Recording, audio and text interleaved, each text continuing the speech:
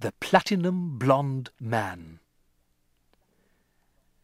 There was no doubt in Matilda's mind that this latest display of foulness by her father deserved severe punishment, and as she sat eating her awful fried fish and fried chips and ignoring the television, her brain went to work on various possibilities.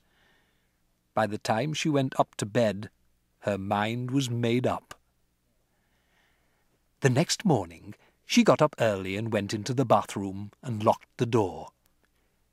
As we already know, Mrs. Wormwood's hair was dyed a brilliant platinum blonde, very much the same glistening silvery colour as a female tightrope walker's tights in a circus.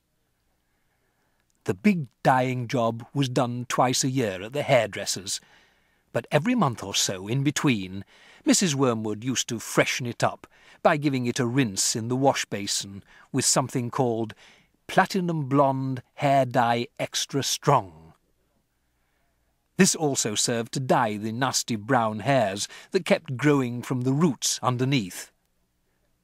The bottle of Platinum Blonde Hair Dye Extra Strong was kept in the cupboard in the bathroom, and underneath the title on the label were written the words, "Caution, this is peroxide, keep away from children." Matilda had read it many times with fascination. Matilda's father had a fine crop of black hair, which he parted in the middle, and of which he was exceedingly proud. "Good strong hair," he was fond of saying, "means there's a good strong brain underneath." "Like Shakespeare?" Matilda had once said to him. "Like who?" "Shakespeare, Daddy." "Was he brainy?" "Very, Daddy." "He had masses of hair, did he?" "He was bald, Daddy." To which the father had snapped, "If you can't talk sense, then shut up." Anyway, Mr. Wormwood kept his hair looking bright and strong, or so he thought, by rubbing into it every morning large quantities of a lotion called Oil of Violets Hair Tonic.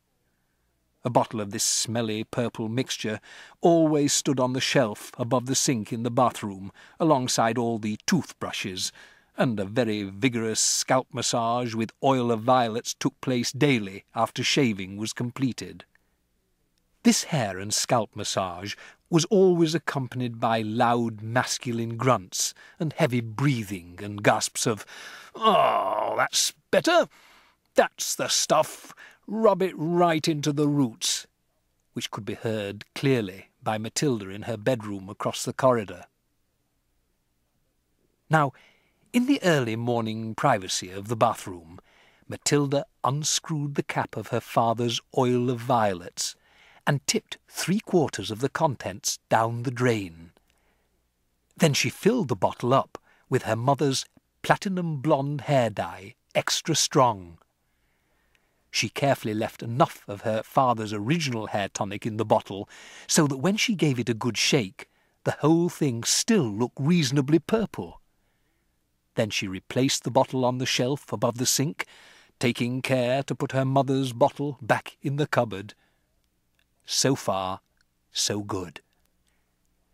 At breakfast time, Matilda sat quietly at the dining-room table, eating her cornflakes. Her brother sat opposite her, with his back to the door, devouring hunks of bread smothered with a mixture of peanut butter and strawberry jam.